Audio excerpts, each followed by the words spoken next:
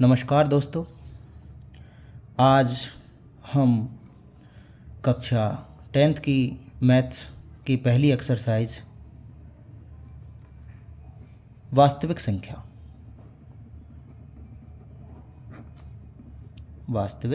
संख्याएं जिसे इंग्लिश में कहते हैं रियल नंबर।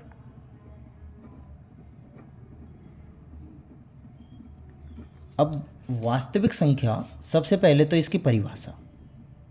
अब परिभाषा क्या है इसकी? परिभाषा एक शॉर्ट फॉर्म में अपन समझ सकते हैं कि वैसी संख्या जिसका वर्ग करने पर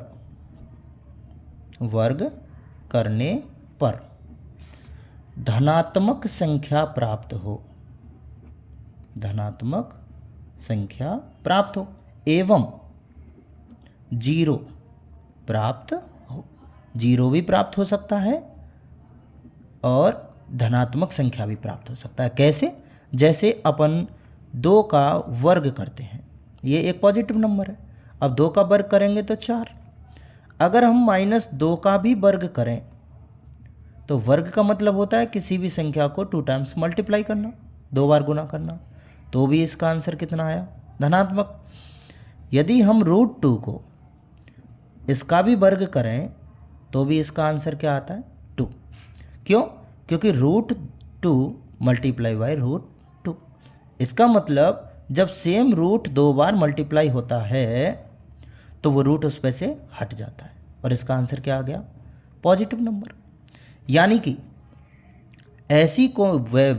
ऐसी संख्या जिसका वर्ग करने पर धनात्मक संख्या या फिर जीरो कोई भी प्राप्त हो सकता है।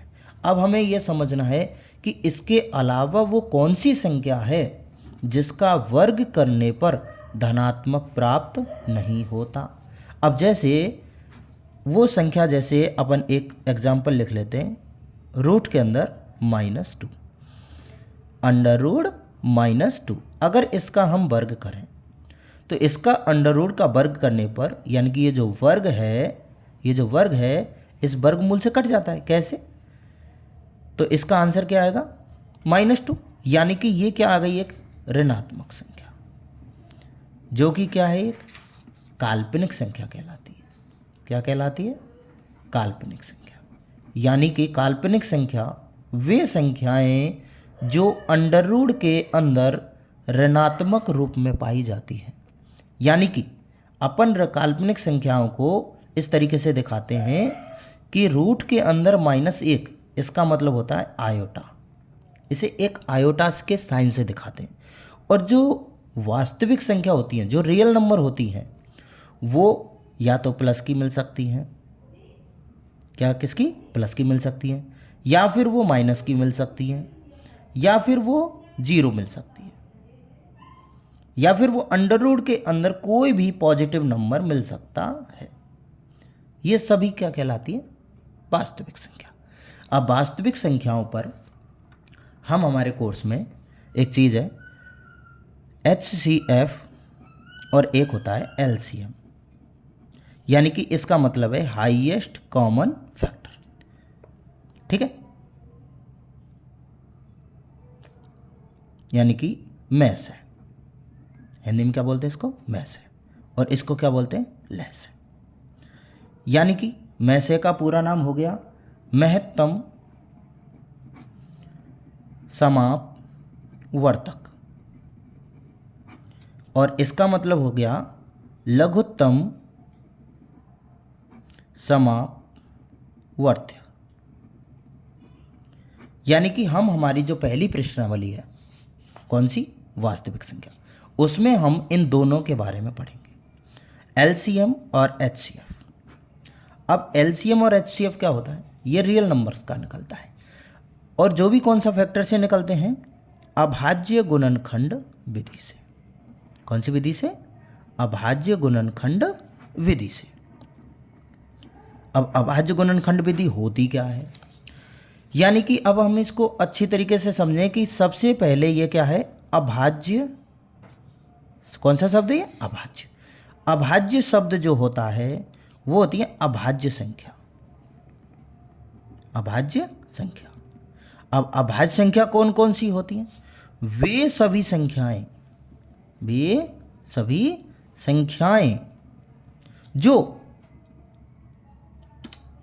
जो किसी भी संख्या से भाज्य नहीं हो।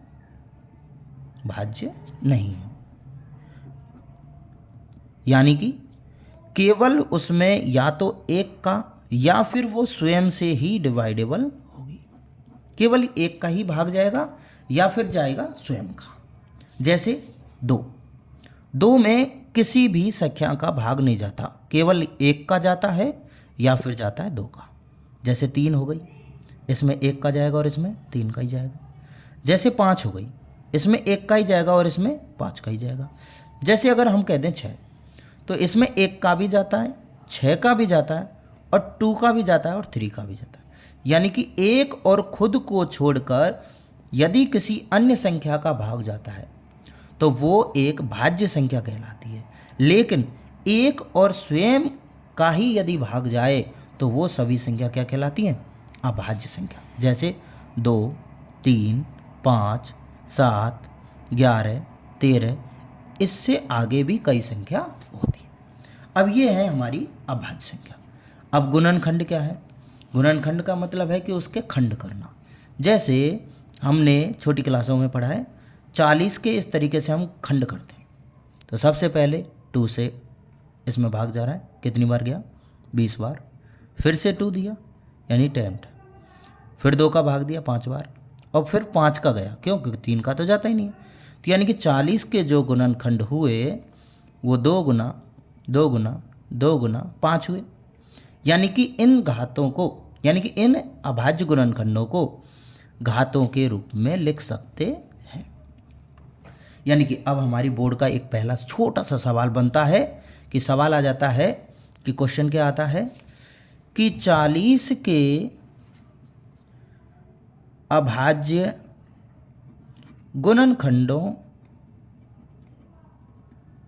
की घातों का योगफल ज्ञात कीजिए। तो कैसे करेंगे? 40 के सबसे पहले हम क्या करेंगे? अभाज्य गुणनखंड। अब 40 के अभाज्य गुणनखंड किए और उसे घातों के रूप में लिखा। अब हमसे पूछा घातों का योगफल, तो घात कौन सी है? क्या लिखेंगे हम? घातों का योगफल। तो घात कौन कौन सी है? देखो, 2 की घात कितनी है? एक तो 3 और 1 कितनी है? 1। तो यानी कि योगफल निकालेंगे तो घात को ही जोड़ना है, और घात कितनी है? 3 और 1। तो इसकी घातों का योगफल कितना है? 4। ये हमारे बोर्ड में 1 नंबर का पूछा। तो हमें हमारे इस प्रश्नावली में वास्तविक संख्या पढ़नी है, और लेकिन वास्तविक संख्या होती कौन कौन सी है? कि वैसी संख्या जिनका वर्ग करने पर धनात्मक संख्या या फिर 0 प्राप्त हो। और वैसे कहें कि कोई प्लस की संख्या हो सकती है, कोई माइनस पूर्णांक हो सकता है, 0 हो सकता है, या अंडर रूट के अंदर कोई भी प्लस की संख्या हो सकती है। अगर अंडर रूट के अंदर माइनस की संख्या आती है तो उसे काल्पनिक संख्या कहते हैं। अब काल्पनिक संख्या को आयोटा से दिखाया जाता है, इमेजिनरी नंबर। इस प्रश्नावली में हम 2 चीज़ पढ़ेंगे, HCF जिसका नाम होता है में से महत्तम समापवर्तक, LCM लेस है, लघुत्तम समापवर्तक। इसमें विधि कौन सी लगेगी? अभाज्य गुणनखंड विधि। अभाज्य संख्या कौन कौन सी होती है? क्योंकि अभाज्य गुणनखंड करने के लिए अभाज्य संख्या चाहिए। अभाज्य गुणनखंड करने के लिए हम कभी भी भाज्य संख्याओं का सहारा नहीं लेते। भाज्य संख्याएं कभी भी प्रयोग में नहीं लेंगे। अब भाज्य संख्या कौन कौन सी हैं? जैसे 4 का कभी भी भाग नहीं देते, 6 का कभी भी भाग नहीं देते, 8 का कभी भी भाग नहीं देंगे, 9 का नहीं देंगे, ना 10 का देंगे। इस तरीके से किसी का भी नहीं देंगे। देंगे तो केवल अभाज्य संख्याओं का, केवल इन्हीं के घातों के इस रूप में इसे लिखा जाता है। ठीक है। अब जैसे अगर हमें अभाज्य गुणनखंड करने होते हैं तो ये इस तरीके की विधि का प्रयोग करते हैं, उसे घातों के रूप में दिखा देते हैं, और घातों के रूप में ही 1 नंबर का सवाल पूछा जाता है बोर्ड में। ज़्यादातर केस में पूछ लिया जाता है कि घातों का योगफल बताइए। जैसे एक बहुत ही अच्छा सवाल है हमारे पास, जो ज़्यादातर केस में हमसे पूछ लिया जाता है। कैसे कि 196 के अभाज्य गुणनखंडों की घातों का योगफल बताइए। अब 196 के कर लेते हैं अपन। तो सबसे पहले किससे डिवाइड करेंगे हम? 2 से। अब 2 से डिवाइड करेंगे तो कितनी बार जाएगा? 98 बार। फिर से 2 से डिवाइड करेंगे तो फिर कितनी बार गया? 49 बार। फिर 7 से डिवाइड करेंगे 7 बार, और 7 से 1 बार। यानी कि 196 को लिखा 2 की घात 2 कितनी बार है? 2 बार। और 7 कितनी बार है? 2 बार। 7 की घात 2। अब योगफल निकालेंगे यदि हम घातों का, तो क्या होगा? 2 + 2 इक्वल टू कितना आ गया? 4। यानी घातों का योगफल ही हमारा पहला सवाल है। अब वैसे हम इस प्रश्नावली में क्या करेंगे? देखो कि जो हमारी पहली प्रश्नावली है उसमें हम पढ़ेंगे निम्नलिखित संख्याओं को अभाज्य गुणनखंडों के गुणनफल के रूप में व्यक्त कीजिए। अब केवल किसके रूप में व्यक्त करना है? गुणनफल के में। कैसे? देखते हैं। पहला सवाल, इसका पहला सवाल है 140, 140। अब 140 को हम पहले गुणनखंड करेंगे। 2 का दिया 70, 2 का दिया 35, फिर हमने इसमें 5 का दिया 7, और 7 का 1 बार। यानी कि हम इसको लिखेंगे 140 बराबर 2 गुना 5 गुना 7। यानी कि 2 आया हमारा 2 बार, 5 आया हमारा 1 बार, और 7 आया हमारा 1 बार। तो इसे हम किसके रूप में लिख दिया हमने? इसको घातों के रूप में, और घातों के रूप में ही इसे व्यक्त करना है। जैसे अगला सवाल, जैसे दूसरा ले लेते हैं 156। अब 156 के अभाज्य गुणनखंड करें। 156 के अभाज्य गुणनखंड कैसे होंगे? सबसे पहले कितने का भाग देंगे? 2 का। कितनी बार गया? 2 सत्ते 14 और 2 अट्ठे 16। फिर से 2 का दिया। क्यों? क्योंकि 2 का भाग क्यों जा रहा है? क्योंकि पीछे इकाई अंक क्या है? 6। इसमें कितना है? 8। तो 2 का डिवाइड हो जाता है। तो 2 का जब भाग देंगे तो 2 तिया 6, और फिर कितनी बार गया? 9 बार। फिर 39 में 3 का जाता है। कितनी बार? 13 बार, और 13 का 1 बार। अब इसे भी हम गुणनफल के रूप में लिखेंगे। 2 गुना 3 गुना 13। ठीक है। यानी कि अब 2 को लिखेंगे 2 बार, 3 को लिखेंगे 1 बार, और 13 को भी लिखेंगे 1 बार। इस तरीके से हमें अपनी घातों के रूप में इस सवाल को करना। तो बाकी के जो क्वेश्चन हैं हमारे, एक है हमारा 3825, इसे भी करना है। एक है हमारा 5005, इसे भी करेंगे। और एक है हमारा 7429, है ना। इसी तरीके से इसे भी हम घातों के रूप में व्यक्त करेंगे। कैसे करेंगे? देखिए अब करते हैं। तो देखिए अब करते हैं इसको। सबसे पहले 3825। अब देखिए इसमें इकाई का अंक 2 नहीं है, यानी 2 से डिविजिबल नहीं है, तो इसमें हम 2 का भाग देंगे ही नहीं। अब यह है 5, लेकिन 2 के बाद आता है हमारा 3, तो 3 से डिविजिबल है या नहीं है चेक करेंगे कि 3 का भाग जाएगा कि नहीं जाएगा। तो 3 का भाग कैसे चेक करते हैं? 3, 8, 2 और 5 इन अंकों को जोड़कर 3 और 8 11, 11 और 2 13, 13 और 5 18, 18 में 3 का भाग चला जाता है। तो सबसे पहले इसमें देंगे हम 3 का भाग। तो 3 का भाग जब हम देंगे तो इसमें भाग गया 1275 बार। अब इसको दोबारा से चेक करेंगे। 1 और 2 3, 3 और 7 10, 10 और 5 15, फिर से भी 3 का जा रहा है, तो 3 का भाग फिर से देंगे तो इसमें गया 425 बार। अगर किसी पे भाग देना नहीं आता तो वो भाग इस तरीके से भी दे सकता है। 3 का भाग देगा और धीरे धीरे करके यहाँ पर लिख देगा। इस तरीके से भी एक रफली काम हो जाता है। ये रफ का है, ये किसका काम है? रफ का। अब हम इसमें दोबारा से चेक करते 3 का जाएगा कि नहीं। 4 और 2 6, 6 और 5 11, इसमें 3 का भाग नहीं जा रहा, तो हम इसमें कितने का देंगे? 5 का देंगे। और 5 का कितनी बार गया? 85 बार। फिर से भी 5 का देंगे, कितनी बार जाएगा? 17, और 17 का 1। क्यों? क्योंकि 17 एक अभाज्य संख्या है। अब इसे अगर घातों के रूप में लिखा जाए तो 3825 इक्वल टू 3 कितनी बार आया? 2 बार। 5 कितनी बार आया? 2 बार। और 17 1 बार।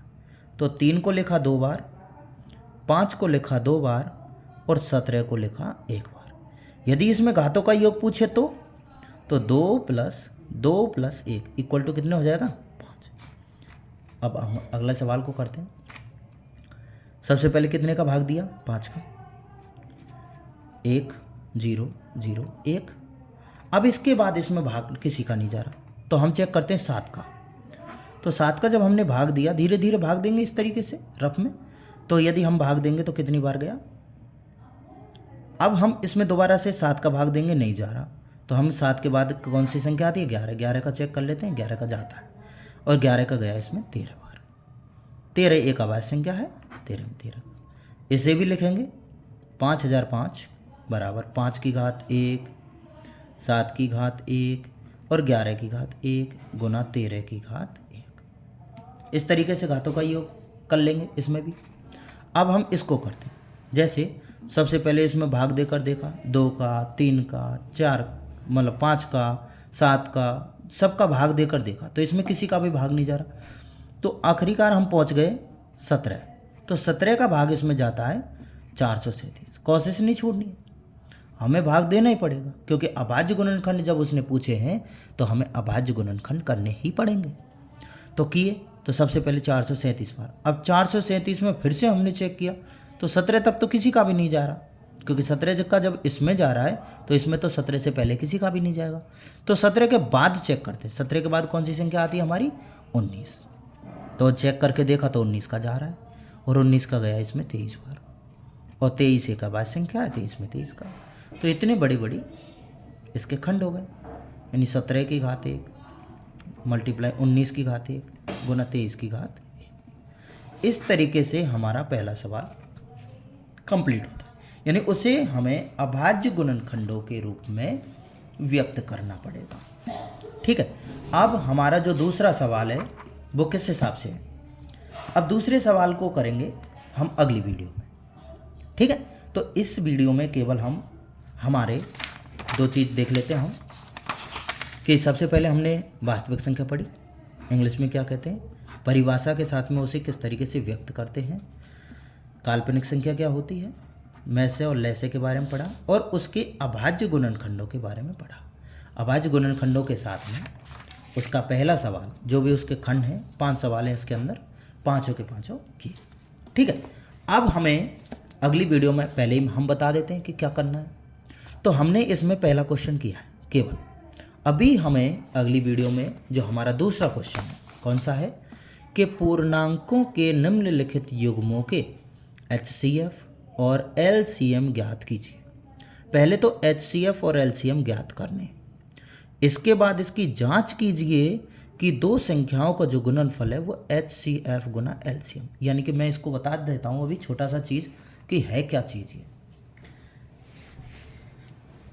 सबसे पहले तो HCF यानी मैस है और LCM यानी लैस है। HCF यानी मैस है और LCM यानी लैस है। ये हमें ज्ञात करने हैं सबसे पहले तो। अब ज्ञात करने के बाद जो इनका एक फॉर्मूला है, कैसे कि 2 संख्याओं का जो गुणनफल है, यानी कि जो लैसे और मैसे आप जिन संख्याओं का निकालोगे, 2 संख्याएं उनका लैसे मैसे निकालोगे, तो इसका जो फॉर्मूला बनता है वो है 2 संख्याओं का गुणनफल वो इक्वल टू होता है HCF मल्टीप्लाई LCM के। यानी कि जैसे माना हम 2 संख्या ले लेते हैं, मैसे और लैसे भी चाहिए हमें उनका, तो हम 2 संख्या कौन कौन सी ले लेते हैं। माना हमने 1 ले ली, 2 ले लिया और 1 ले लिया हमने 5। अगर यदि हम इनका मैसे निकालें, या अभी तो मैं बता रहा हूँ कि मैसे इसका आएगा 1 और इसका लैसे आएगा 10। वो निकालेंगे कैसे कि मैसे निकालेंगे मैसे की विधि से, लैसे निकालेंगे लैसे की विधि से। तो यदि मैं इन दोनों संख्याओं का गुणनफल, यानी कि 2 संख्याओं का गुणनफल, यदि मैं इन दोनों संख्याओं को गुना करूं गुणनफल, तो वो प्राप्त होता है HCF। HCF कितना है मेरा 1। वो बराबर मिलेगा किसके, 1 गुना में LCM यानी कि 10 लैसे की। तो इक्वल टू चेक करते हैं, इधर भी 10 और इधर भी 10, यानी कि ये जो सूत्र है वो पहली बात तो दो संख्याओं के लिए लगता है, और दो संख्याओं में भी कि दो संख्याओं का जो गुणनफल होगा उसका आंसर HCF गुना LCM आता है। इस सूत्र के ऊपर भी कुछ सवाल आते हैं हमारे, तो हम इसको अगली वीडियो में देखेंगे। तो इसके लिए अभी के लिए तो पहला सवाल हम कंप्लीट करते हैं, और जो अगला जो क्वेश्चन है उसकी ये बेसिक जानकारी है। ठीक है, आज के लिए इतना ही काफ़ी है। थैंक यू, धन्यवाद।